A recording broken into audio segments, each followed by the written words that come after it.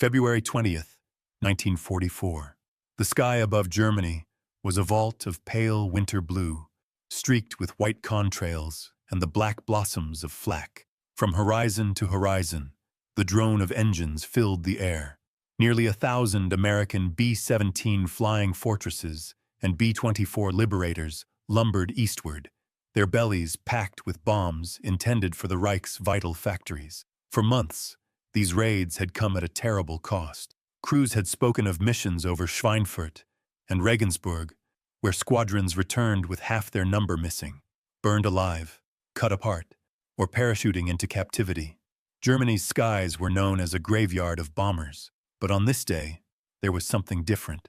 Flying above and alongside the bombers were sleek new fighters, the North American P-51 Mustangs. Their wings were narrow and elegant, their fuselages long and predatory, and at their nose, the Rolls-Royce Merlin engine, a British heart grafted into an American body, sang with 1,600 horsepower.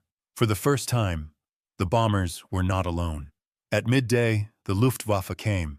Messerschmitt Bf-109s and Focke-Wulf 190s rose in waves from hidden airfields, pilots strapped into cockpits with a grim confidence. They had broken these raids before, and they believed they could break them again. Diving through the cloud cover, they aimed for the bomber boxes, their cannon shells designed to rip aluminum like paper. But as they closed in, shadows fell upon them. The Mustangs peeled away from high escort positions, diving in twos and fours. The scream of their Merlins cut through the roar of engines and the cough of flak. Their 650 caliber Browning machine guns opened fire, stitching white tracers into the sky. The first salvo missed. The second found its mark, shredding a Bf-109 in a burst of flame. Suddenly, the hunters had become the hunted.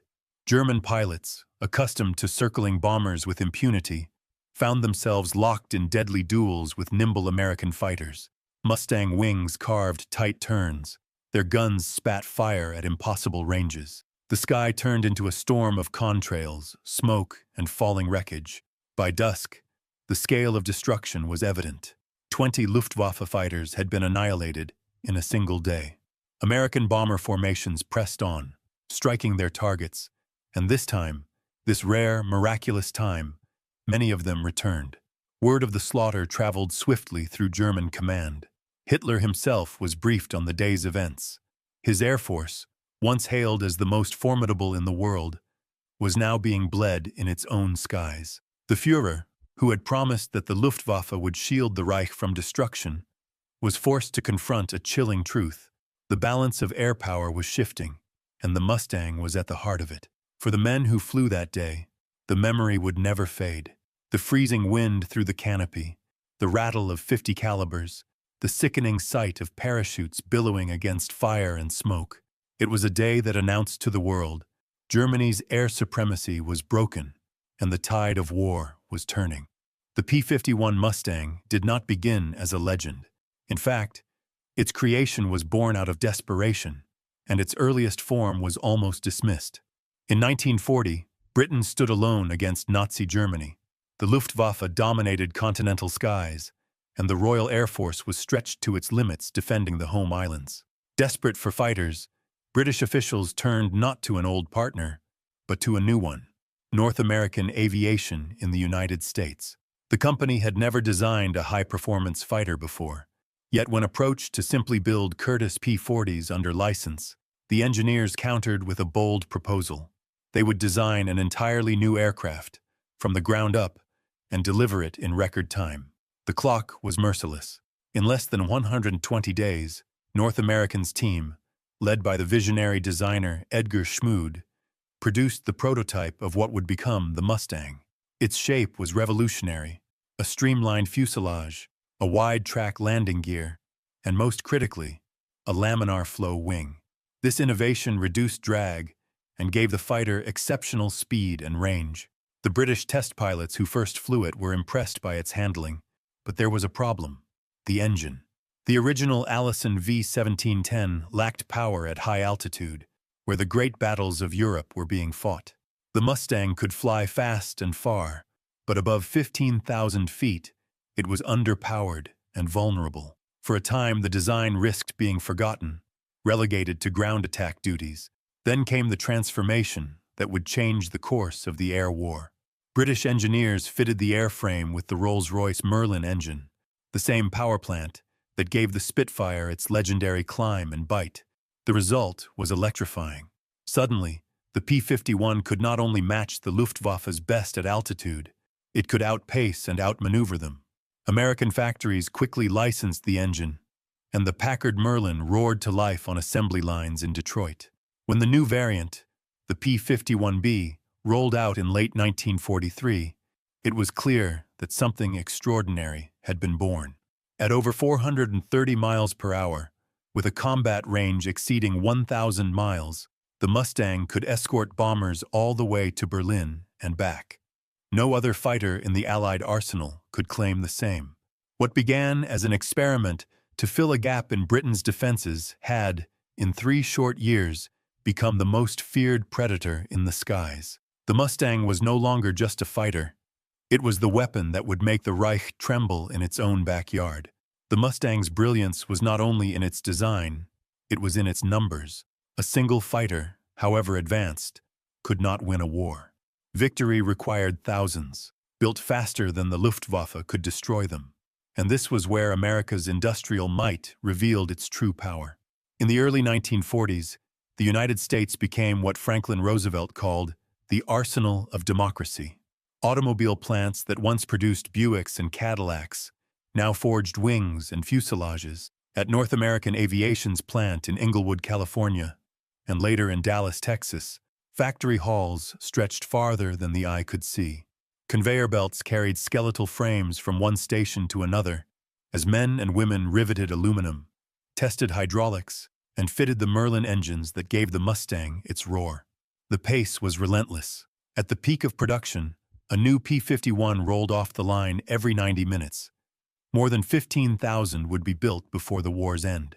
Each cost roughly $50,000, an enormous sum in 1940s dollars, but a small price compared to the bombers they protected, each of which cost 4 times as much and carried 10 men inside. What made the Mustang truly revolutionary was not just its speed or firepower, but its range. The Luftwaffe had fought the bomber offensive by striking when the bombers were deepest over Germany, far beyond the reach of earlier Allied escorts. But now, with the P-51's enormous internal fuel tanks and optional drop tanks slung beneath its wings, American fighters could fly from English airfields, shepherd the bombers across the North Sea, and still duel Messerschmitts over Berlin. The workers knew what their labor meant. Many were women, the so-called Rosie the Riveters, who had replaced husbands, fathers, and brothers drafted into the war. They worked double shifts, their hands blistered from riveting, their overalls stained with grease. In break rooms, posters reminded them, "The quicker you build it, the sooner he'll be home." Every rivet, every Merlin engine lowered into its cradle, every Mustang rolled out of the hangar was more than machinery. It was hope. Hope that the tide could turn, that the skies over Europe would no longer be ruled by the Iron Cross. By 1944, formations of Mustangs filled the airfields of East Anglia. Long rows of silver fuselages gleamed under the cold English sun, each marked with the bright insignia of the United States Army Air Forces. They were not yet legends, but soon they would carve their names into the history of air power and into the ruins of the Reich itself. The P-51 Mustang's arrival in Europe was quiet, almost unnoticed. At first, the aircraft was assigned to reconnaissance and ground attack missions in 1942. Flying low over enemy positions in France and North Africa, the early Allison-engined Mustangs strafed trains, convoys, and airfields. They were fast, but they were not yet feared. At altitude, where the real struggle for Europe raged, they remained absent. That changed with the arrival of the Merlin-powered P-51B in late 1943. When the first squadrons touched down on English soil, bomber crews watched with cautious hope. Too many times, they had flown deep into Germany only to be abandoned when their escorts, P-47 Thunderbolts and P-38 Lightnings, were forced to turn back. Beyond the Ruhr Valley, the bombers were alone, left to face swarms of Messerschmitts and Focke-Wulfs without protection. Losses sometimes reached 30% in a single mission. It was unsustainable. The Mustang changed that equation. In December 1943, P-51s began their first long-range escorts. Their debut was tentative, a test of endurance as much as combat. But soon, they found their prey. At 25,000 feet, above the frozen fields of western Germany, Mustang pilots intercepted Luftwaffe fighters closing on a bomber stream.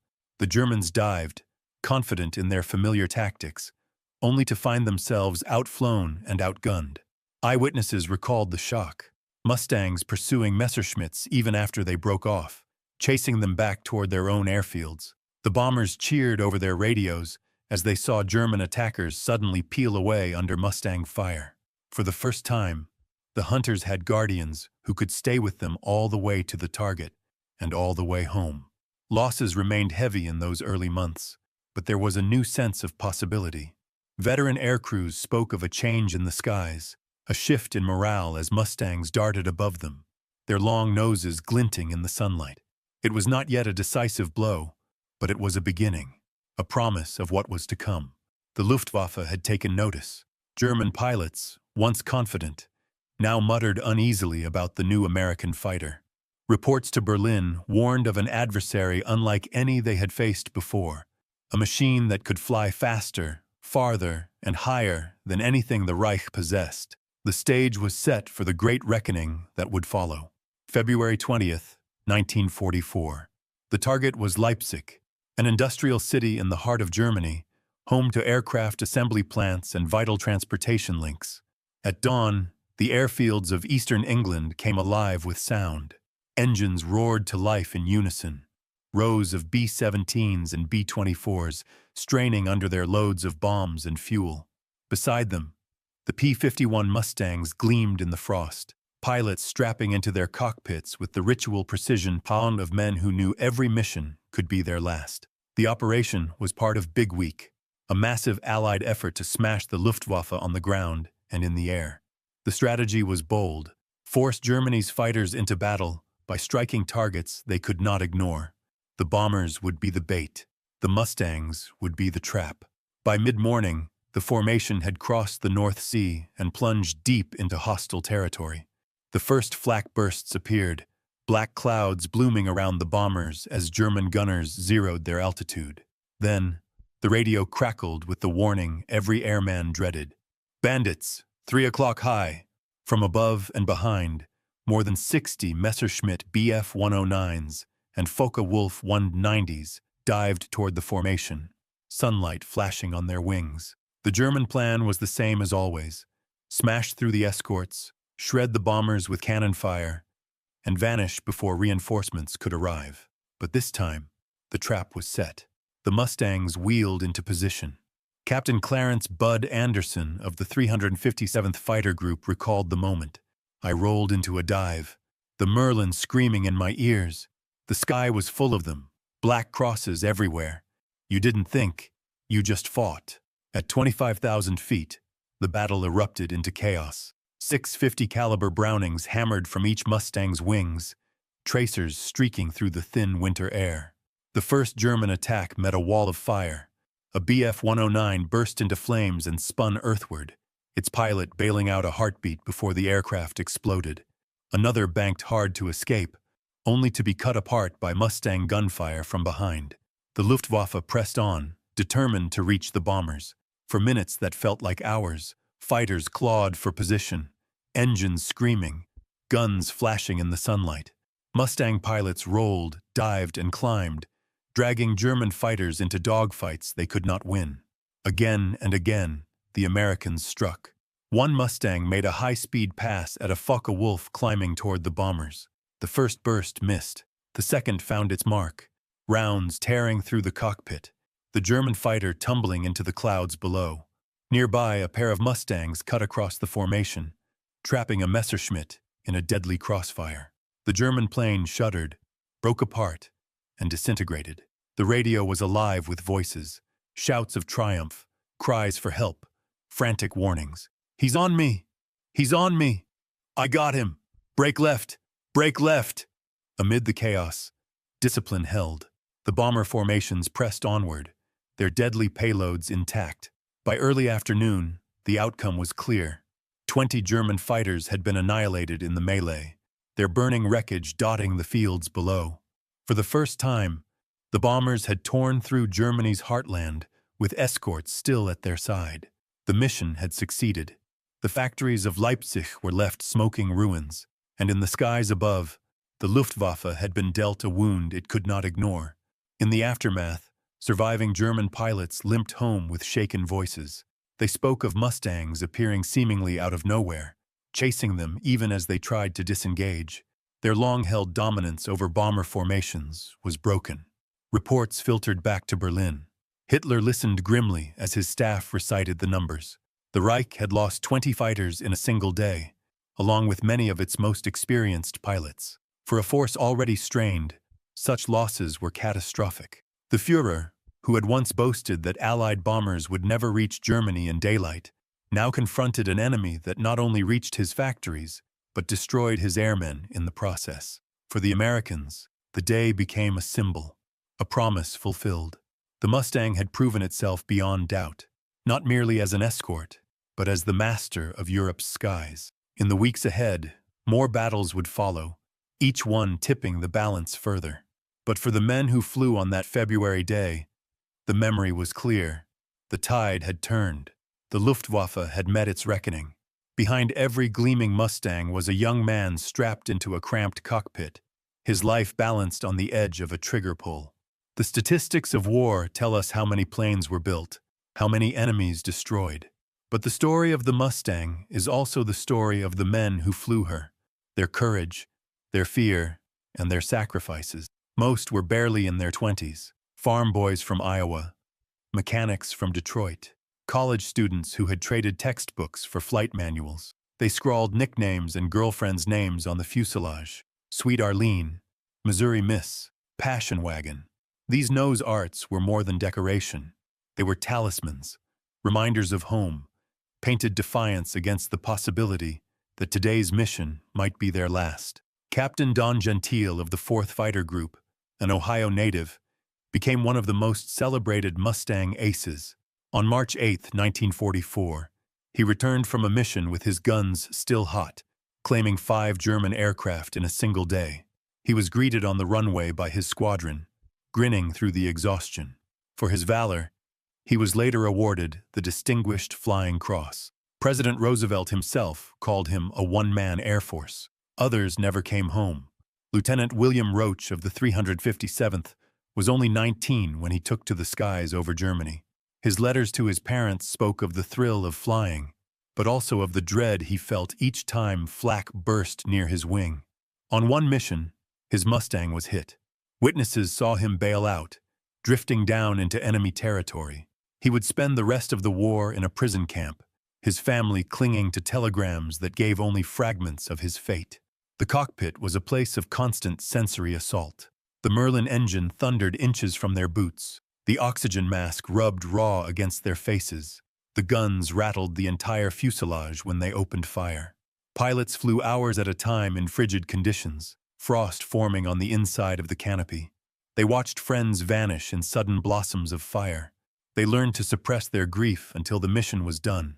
Yet amid the danger, there was also exhilaration.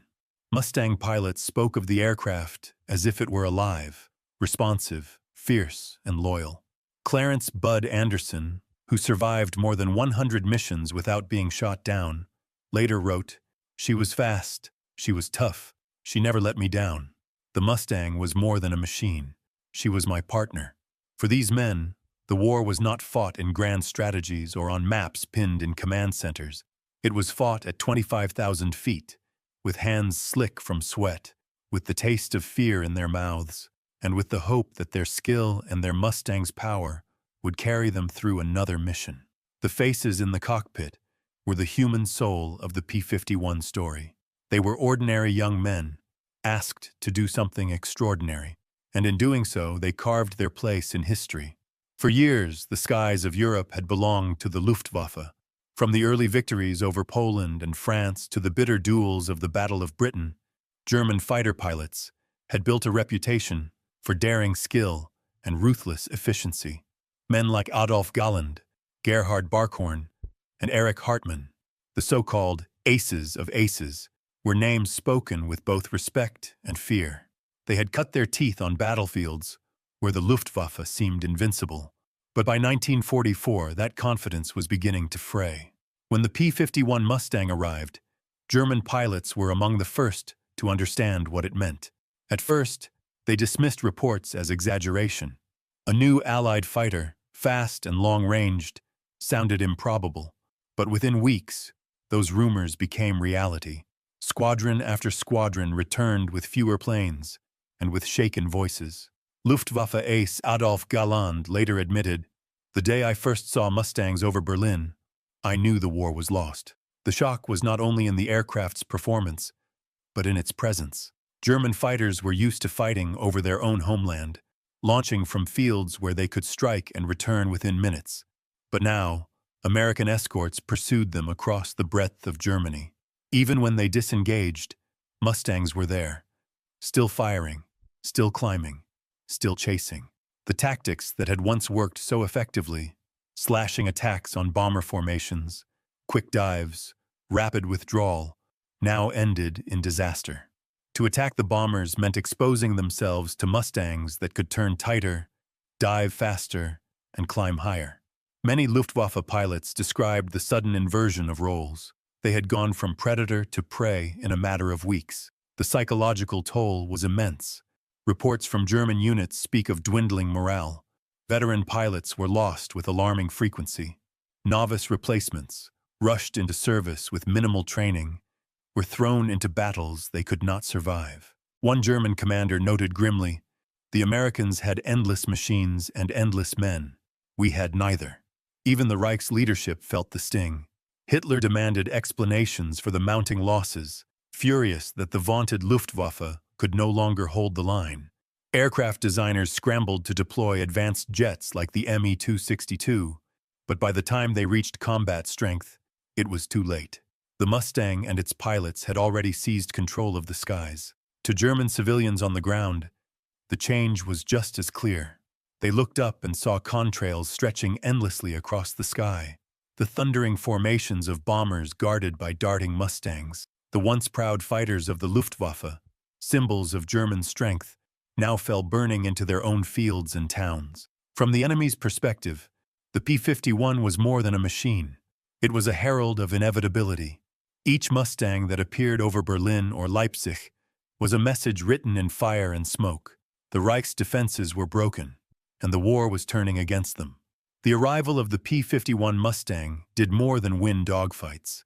It transformed the entire strategy of the Allied air campaign. Before 1944, daylight bombing had teetered on the edge of collapse.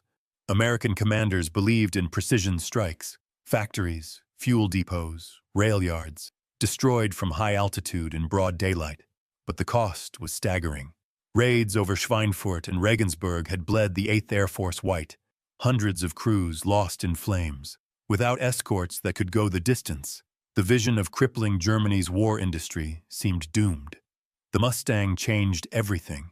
With a combat range exceeding 1,000 miles, P-51s could stay with the bombers from English airfields, across the North Sea, over Berlin, and back again. For the first time, the bombers had guardians who would not turn back when the danger was greatest. This new reality forced the Luftwaffe into battle on Allied terms. German commanders could no longer pick and choose when to strike. If they came at the bombers, the Mustangs were waiting. If they stayed grounded, their factories burned. In February 1944, big week, the Allies unleashed relentless raids on aircraft plants and assembly lines. The Luftwaffe rose to defend them, and in the process, it was shattered. More than 2,600 German fighters were lost in a matter of months. The effect was not just tactical, it was strategic. By mid-1944, the Luftwaffe no longer had the strength to contest Allied skies. When June came and the beaches of Normandy filled with landing craft, the invasion armada was shielded by a blanket of air power the Germans could not penetrate. Allied troops stormed ashore under skies ruled by their own fighters and bombers. In the weeks that followed, P-51s roamed the French countryside, cutting rail lines, strafing convoys, and ensuring that German reinforcements could not move freely. Fuel shortages soon compounded the crisis. With oil refineries bombed into rubble, the Luftwaffe's surviving aircraft often sat idle, their engines dry. Meanwhile, Mustang squadrons grew more numerous by the week, their long noses and whistling engines a constant presence over the Reich. The transformation was undeniable. Only months before, daylight raids had seemed a costly gamble. Now, they were routine. Cities like Leipzig, Hamburg, and Berlin felt the full weight of America's industrial might, delivered from the sky and protected by the Mustang's teeth. The war in Europe was not yet won, but by 1944 the balance had shifted irrevocably. The Reich had lost control of its skies. The Mustang had turned the dream of strategic bombing from a bloody gamble into a decisive weapon. And with it, the countdown to Germany's defeat had truly begun. When the guns finally fell silent in Europe in May 1945, the P-51 Mustang stood as one of the undisputed victors of the air war. From the skies above Berlin to the valleys of France, it had proven itself as the guardian of the bomber offensive and the scourge of the Luftwaffe. But the Mustang's story did not end with Germany's surrender. In the Pacific theater, Mustangs flew long escort missions from Iwo Jima to Japan, shepherding B-29 superfortresses on their devastating raids over Tokyo and Osaka. The distances were immense, missions lasting more than 7 hours, but the Mustang's range allowed it to endure. By war's end, its reputation stretched across 2 oceans. Peace, however, brought change. The jet age had dawned, and propeller-driven fighters seemed destined for the scrap heap. Yet the Mustang refused to vanish. When the Korean War erupted in 1950, squadrons of P-51s, redesignated F-51s, were pressed back into service. They could not match Soviet-built MiG-15 jets in speed, but they excelled in ground attack, strafing columns, and striking enemy supply lines with the same rugged reliability they had shown in Europe. Even after Korea, the Mustang found new homes. Dozens of allied nations flew them: Sweden, Australia, Israel, and beyond. In South America, Mustangs patrolled jungles and deserts well into the 1960s. For countless smaller air forces, it was the first taste of modern air power. But beyond statistics and service records, the Mustang became something larger, a symbol. At air shows and memorial flyovers, its sleek silhouette and the distinct whistle of its Merlin engine became living reminders of sacrifice and triumph. Pilots who had once been boys in their 20s, now old men with gray hair, wept at the sound. For them, it was the voice of comrades lost, of missions survived, of youth spent in the fire of war. Today, restored Mustangs still streak across the skies at heritage events, each one worth millions of dollars, cherished as flying treasures. They remind us not only of technological brilliance, but of what that brilliance served: a fight for freedom at a moment when the world hung in the balance. The Mustang's legacy is not measured only in victories or enemies destroyed. It is measured in the fact that, when democracy needed wings to carry its hopes across the skies of tyranny, the P-51 answered, and never faltered. In the end, the story of the Mustang is more than the tale of a machine. It is the story of a turning point in history, when the skies, once dominated by the swastika, were reclaimed by the star and bar of the United States Army Air Forces. It was proof that innovation, when fused with courage and mass production, could tip the balance of a global war. The Mustang embodied contrasts. It was sleek yet brutal, elegant in design yet merciless in execution. It was the product of hurried necessity, yet it became an icon of endurance. At 25,000 feet, it was technology refined to a razor's edge, but in the cockpit, it was still a young man's war, a heartbeat, a trembling hand, a prayer whispered into an oxygen mask. The Luftwaffe, once the terror of Europe, was undone not only by the Mustang's speed and range, but by what the Mustang represented: the relentless power of democratic industry. Hitler's Reich had built on intimidation and conquest. America built on innovation and scale. The factory lines of Inglewood and Dallas were as decisive as the dogfights over Leipzig. In every rivet, in every Merlin engine lowered into place, The arsenal of democracy spoke with a voice the Reich could not silence. And yet, victory was not the triumph of machines alone. It was the courage of those who climbed into cockpits day after day, knowing that each sortie might be their last. It was the faith of workers who built through the night, believing their labor shortened the war. It was the resilience of nations that refused to bow, and the determination to see tyranny undone. Today, when a restored P-51 arcs across the sky at an air show, its Merlin engine howling, spectators look upward in awe. For those who know the history, that sound carries more than nostalgia. It carries memory.